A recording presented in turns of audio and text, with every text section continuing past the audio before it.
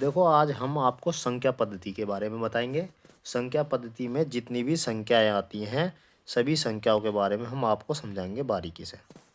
ठीक है, जैसे कि प्राकृतिक संख्या होती है और दूसरी संख्या कौन सी होती है आपकी? प्राकृतिक संख्या होती है। पूर्ण संख्या क्या होती है? पूर्णांक क्या होते हैं? परिमेय संख्या क्या होती है? अपरिमेय संख्या क्या होती है? सम संख्याएं, विषम संख्याएं, भाज्य संख्याएं, अभाज्य संख्याएं, सहअभाज्य संख्याएं, वास्तविक संख्याएं, अवास्तविक संख्याएं। सभी संख्याओं को हम आपके कंप्लीट करेंगे विद परिभाषा के साथ। परिभाषा भी आपको बता के चलेंगे सबकी, कि किसकी क्या परिभाषा होती है और उसमें क्या क्या बात आती है। जैसे कि प्राकृतिक संख्या है आपकी, प्राकृतिक संख्या के बारे में बताएंगे आज आपको। पहले क्रम के अनुसार बताते हुए चलेंगे हम। जैसे कि प्राकृतिक संख्या है आपकी, प्राकृतिक संख्याएं, प्राकृतिक संख्याएं, प्राकृतिक संख्या।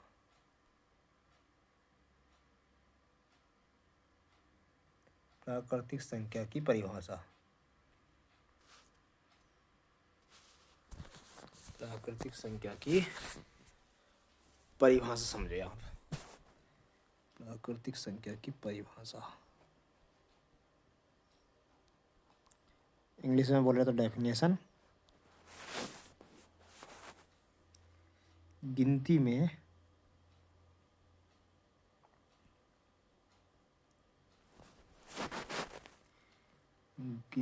में उपयोग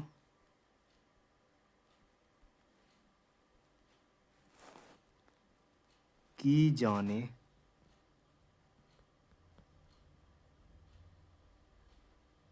वाली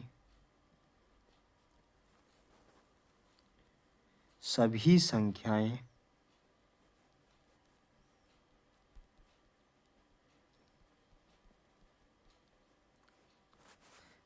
प्राकृतिक संख्या कहलाती हैं। प्राकृतिक संख्याएं कहलाती हैं। उदाहरण देखेंगे इसका। उदाहरण क्या होता है? उदाहरण हो गया आपका 1, 2, 3, 4, 5, 6, 7, 8, 9, dash dash dash dash dash अनंत तक ये सभी संख्याएं जाती हैं।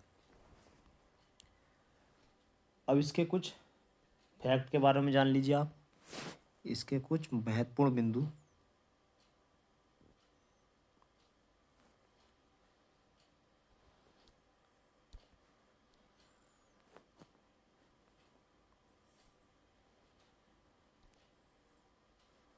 इसके कुछ फैक्ट्स के बारे में जाने।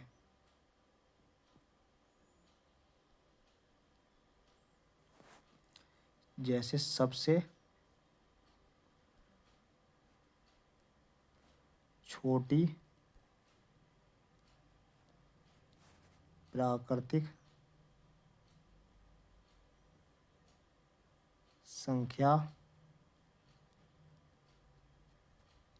1 है। 1 जो है वो आपकी सबसे छोटी प्राकृतिक संख्या है। दूसरा फैक्ट जानेंगे। दूसरे फैक्ट में अगर हम कहें, अगर वो बड़ी संख्या पूछने लगे कि सबसे बड़ी संख्या कौन सी है, तो सबसे बड़ी संख्या की भी जान लीजिए। सबसे बड़ी प्राकृतिक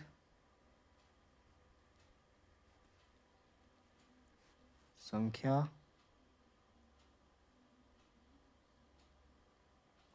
कोई नहीं होती। कोई नहीं होती, क्योंकि हमें पता नहीं ये कहाँ तक जा रही है। ये अनंत तक जा रही है।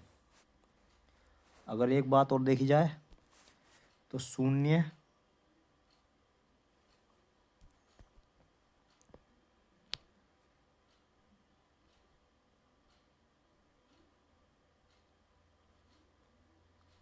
एक प्राकृतिक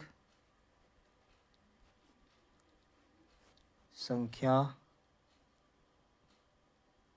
नहीं है।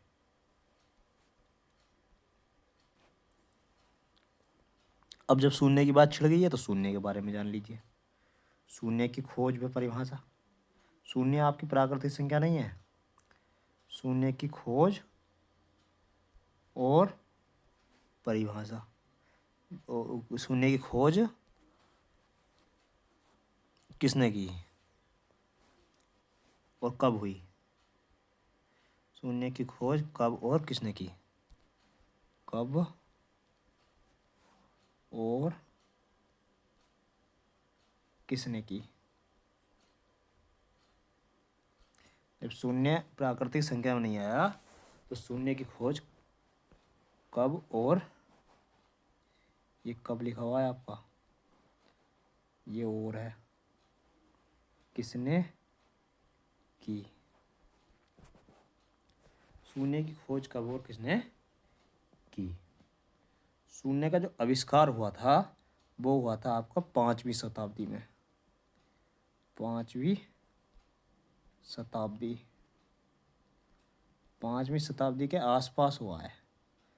5वीं शताब्दी के आसपास शून्य का आविष्कार हुआ था, ये बात मानी जाती है। और किसने किया? आर्यभट्ट।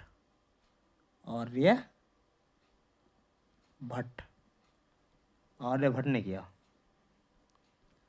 आर्यभट्ट ने किया। कहाँ के वैज्ञानिक थे ये? भारतीय वैज्ञानिक थे। भारतीय वैज्ञानिक थे, भारतीय गणितज्ञ थे, जिन्होंने क्या किया? शून्य का आविष्कार किया। अब जब शून्य का आविष्कार हुआ तो फिर एक नई संख्याओं का निर्माण हुआ जिसे कहते हैं हम पूर्ण संख्याएं।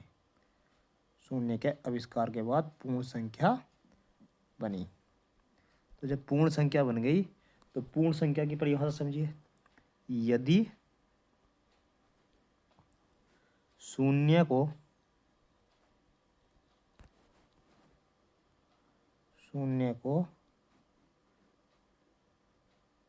भी प्राकृतिक संख्याओं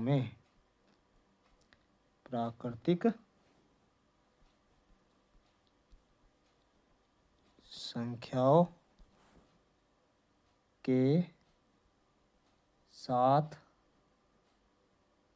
शामिल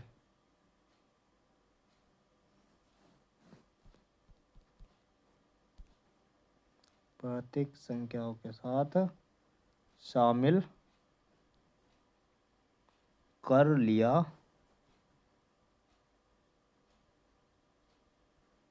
जाए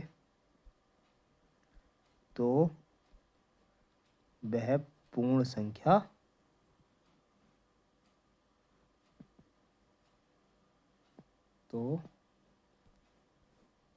वह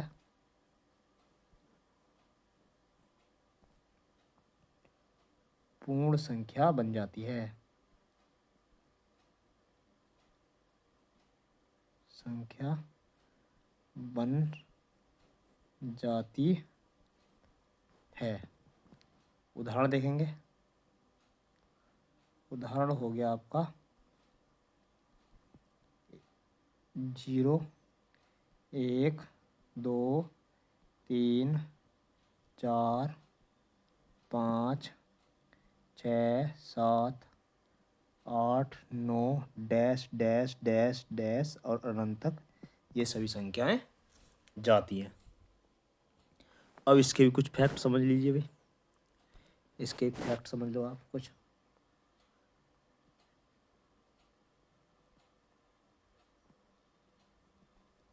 इसके फैक्ट्स के बारे में जानेंगे तो सबसे छोटी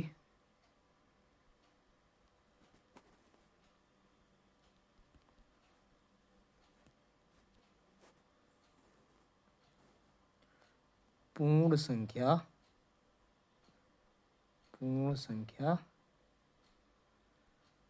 शून्य है। दूसरा फैक्ट जानो, सबसे बड़ी पूर्ण संख्या कोई नहीं होती, कोई नहीं होती।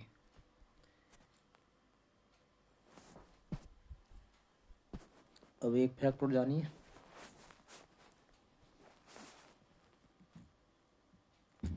जब दो पूर्ण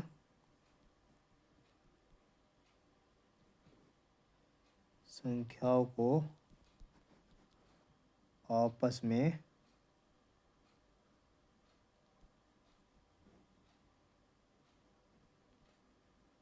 गुणा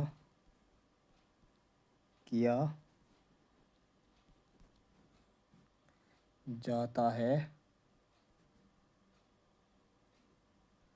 तो एक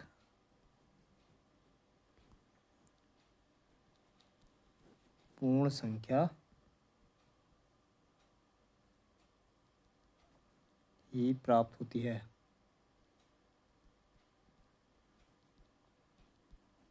पूर्ण संख्या ही प्राप्त होती है।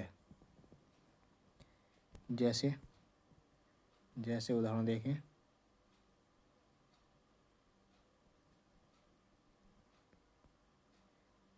जीरो पूर्ण संख्या है, 5 भी पूर्ण संख्या है, दोनों को गुणा करी तो जीरो प्राप्त हुआ। दूसरा उदाहरण, 2 एक पूर्ण संख्या है, 5 एक पूर्ण संख्या है, दोनों गुणा करी 10 प्राप्त हुआ, एक पूर्ण संख्या बनी।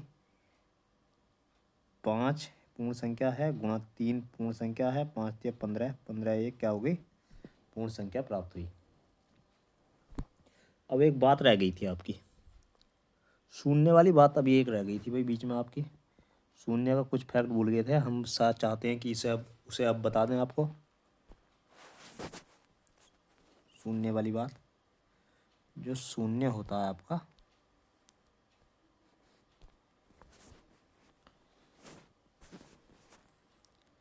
अगर बात करी जाए किसी भी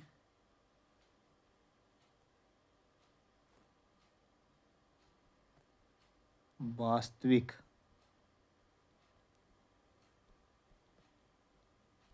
संख्या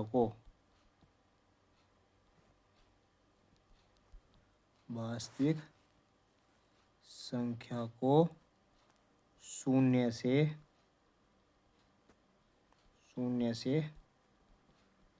गुणा की जाए तो पुनः शून्य ही प्राप्त होगा।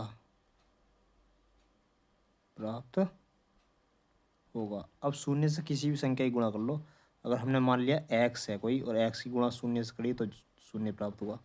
माना हमने x कोई संख्या है, कुछ भी हो सकती है x, तो उसकी गुणा जब जीरो से करेंगे तो हमें जीरो ही प्राप्त होगा। जैसे 15 है, 15 की गुणा अगर हम जीरो से करें तो जीरो ही प्राप्त होगा।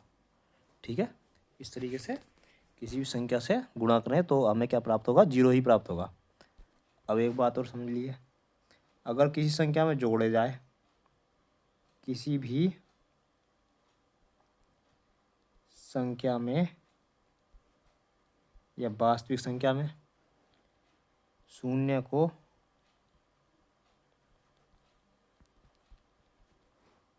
जोड़ा व घटाया जाए,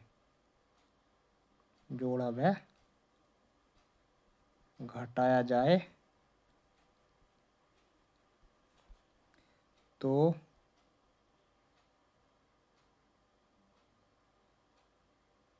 वह संख्या पुनः प्राप्त